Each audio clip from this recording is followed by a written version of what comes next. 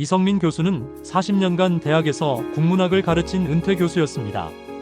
서울 서초구 반포동의 35평 아파트에서 혼자 살고 있었죠.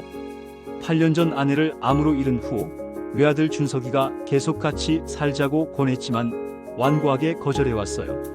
아버지 혼자 계시면 위험해요. 저희 집으로 오세요. 준석이가 말했지만 괜찮다. 나는 책과 함께 있는 게 좋아. 이 교수는 늘 이렇게 대답했습니다. 하지만 올해 들어 준석의 아내 윤희가 부쩍 다정해졌어요. 42세인 윤희는 전직 은행원으로 매주 반찬을 해다 주고 병원 동행도 해주고 정말 살뜰했거든요. 며느리가 이렇게 변할 줄이야 싶어서 이 교수도 고마워했습니다. 그런데 그날 밤 10시 30분 모든 것이 달라졌어요. 이 교수는 서재에서 논문을 정리하고 있었는데 갑자기 거실에서 윤희가 전화하는 목소리가 들렸습니다. 언니 진짜 답답해 죽겠어. 시아버지가 언제까지 혼자 사실 건지. 윤희가 누군가와 통화하고 있었어요. 그러게 그 집값이 얼마인데 반포동 35평이면. 상대방이 답하자 윤희가 말했습니다. 25억 정도 될 거야. 우리가 대출 받아서 20평 아파트 사느라 허리 휘었는데 시아버지는 혼자서 그런 집에. 이 교수의 손이 떨렸어요. 며느리가 자신의 집을 노리고 있다는 건가요? 더 충격적인 말이 이어졌습니다. 언니 말이 맞아. 요양원도 알아봐야겠어. 나이가 나이인데 언제 무슨 일 생길지 모르잖아. 맞아, 미리 준비해두는 게 좋지. 그러자 윤희가 또 말했어요. 우리 준석이는 너무 착해서 문제야. 아버지한테 직접적으로 말을 못해. 내가 알아서 해야겠어. 이 교수는 충격에 빠졌습니다. 며느리가 자신을 요양원에 보낼 계획을 세우고 있다니요. 다음 주 일요일 준석의 가족이 이 교수 집에서 가족회의를 했습니다. 이 교수는 방에서 문을 살짝 열고 들었어요. 준석의 아들 민준이 대학교 2학년인데 이렇게 말하더라고요. 할아버지, 진짜 고집 세시네. 우리랑 같이 살면 되는데 왜 안 오시는 거야? 그러니까 아버님 연세도 있으시고 혼자 계시면 위험하잖아. 윤희가 맞장구 쳤어요. 아버지가 워낙 독립적이셔서 어떻게 설득하지? 준석이 고민하자 윤희가 현실적인 이야기를 꺼냈습니다. 여보, 현실적으로 생각해봐. 아버님이 25억짜리 집에 혼자 계시는데 우리는 대출금 때문에 허덕이고 있고. 그때 민준이가 말했어요. 엄마, 그럼 할아버지 집 팔아서 더 좋은 곳으로 이사가면 되는 거 아니야? 윤희의 대답이 정말 소름 끼쳤어요. 민준아, 그게 바로 엄마가 생각하는 거야. 아버님도 요양원에서 전문 케어 받으시고 우리도 경제적으로 여유로워지고. 이 교수는 온몸이 떨렸습니다. 가족들이 자신을 요양원에 보내고 집을 팔 계획을 하고 있다니요. 2주 후 더 충격적인 사실을 발견했습니다. 이 교수는 우연히 윤희의 핸드백에서 메모를 발견했어요. 그 내용이 정말 치밀했습니다. 요양원 3곳 견학 월 180만 원에서 220만 원 선. 시아버지 건강검진 예약 치매 검사 포함. 부동산 중개업소 상담. 법무사 만남 재산 증여 관련. 민준이 유학 준비비 3억 확보. 그리고 그 아래 더 무서운 메모가 있었어요.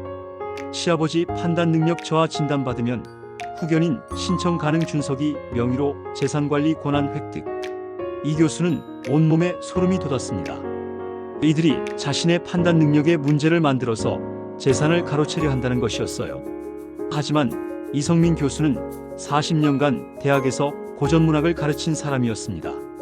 조선시대 복수국에 대해서는 누구보다 잘 알고 있었죠. 원수를 갚으려면 100년을 기다려서라도 갚는다는 옛 속담처럼 그도 치밀한 계획을 세우기 시작했어요. 먼저 정보를 수집했습니다. 몰래 녹음기를 설치하고 가족들의 대화를 모니터링했어요. 재산 현황도 정확히 파악했습니다. 그 다음에는 네트워크를 구축했어요. 제자들 중 변호사, 의사, 부동산업자들과 연락을 취했습니다. 믿을 만한 사람들에게 상황을 설명했죠. 그리고 선제 공격을 준비했습니다. 집 매각을 준비하고 신뢰하는 제자에게 중개를 의뢰했어요. 새로운 거주지도 물색했습니다. 경기도 분당의 소형 아파트였어요. 재산도 은밀하게 정리하기 시작했습니다. 드디어 기회가 왔어요. 추석 연휴에 준석 가족이 부산 여행을 간다고 했습니다. 이 교수에게는 절호의 기회였어요. 첫째 날 월요일입니다. 오전에는 집 매각 계약을 체결했어요. 24억 8천만 원이었습니다. 오후에는 분당 투룸 아파트를 6억 원에 계약했어요. 저녁에는 이사업체를 예약했습니다. 둘째 날 화요일입니다. 오전에는 모든 예금을 정리한 후 새 계좌를 개설했어요. 오후에는 중요 서류와 짐을 정리했습니다. 저녁에는 이웃들에게 작별 인사를 했어요. 셋째 날 수요일입니다. 이사를 완료했어요. 새 주소로 주민등록도 이전했습니다. 그리고 가족들에게 남길 편지를 작성했어요.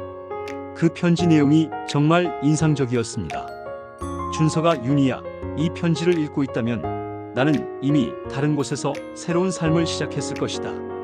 40년간 학생들에게 고전문학을 가르치면서 수많은 배신과 복수 이야기를 다뤘다. 하지만 내 가족이 나를 배신할 줄은 몰랐다. 너희가 나를 요양원에 보내고 내 재산을 가져갈 계획을 세운 것을 모두 알고 있다. 녹음 파일과 증거들은 이미 변호사에게 맡겨두었다. 집은 팔았다. 24억 8천만 원에 분당에 작은 집을 사서 그곳에서 살 것이다. 민준아, 할아버지는 너를 사랑한다. 하지만 내가 할아버지의 재산으로 유학을 꿈꾸는 모습을 보니 마음이 아팠다. 진짜 성공은 스스로 일궈내는 것이다. 윤희야, 너의 계획은 치밀했다.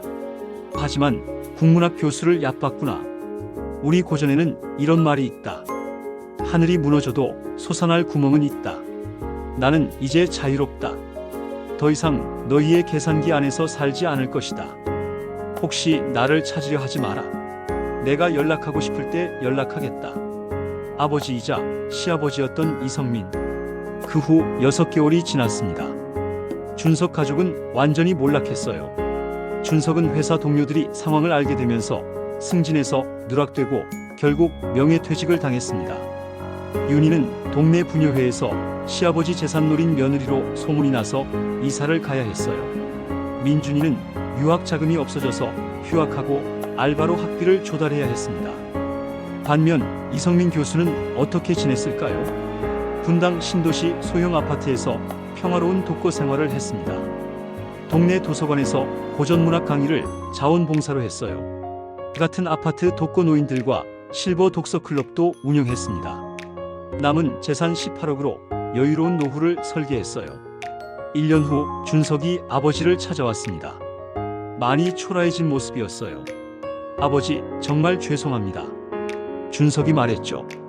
후회하고 있구나. 이성민 교수가 답했어요. 네, 저희가 너무 욕심을 부렸습니다. 아버지를 돈으로만 봤어요. 준석이 고백했습니다. 준석아, 나는 너희에게 실망한 게 아니라 슬펐다 가족이라고 생각했는데. 이성민 교수의 말에 준석이 물었어요. 다시 기회를 주실 수 있나요? 기회는 스스로 만드는 거야, 나처럼. 이성민 교수의 대답이었습니다. 그날 이후 이성민 교수는 가끔 아들과 만나긴 했지만 예전 관계로는 돌아가지 않았어요. 하지만 그는 후회하지 않았습니다. 인생의 마지막 장에서 진정한 자유를 얻었다고 생각했기 때문이에요. 이성민 교수는 동네 도서관에서 강의할 때 항상 이렇게 말했습니다. 여러분, 조선시대 고전에 나오는 복수극은 모두 교훈을 담고 있어요. 욕심은 화를 부르고 배신은 외로움을 낳습니다. 하지만 정의는 언젠가 승리하죠. 나이가 들었다고 해서 당하고만 살 필요는 없습니다. 지혜와 경험이 있으면 충분히 맞설 수 있어요. 그의 강의는 항상 박수갈채로 끝났습니다. 이 이야기는 단순한 복수극이 아닙니다. 현대 사회에서 노인을 바라보는 시각과 가족 간의 신뢰에 대한 깊은 성찰을 담고 있어요. 때로는 용기 있는 선택이 진정한 자유를 가져다 줄 수 있다는 메시지를 전하고 싶었습니다. 여러분도 부당한 일을 당하고 있다면 당당하게 맞서 싸우세요. 나이는 숫자일 뿐입니다. 언제든 새로운 시작을 할 수 있어요. 중요한 건 포기하지 않는 마음입니다.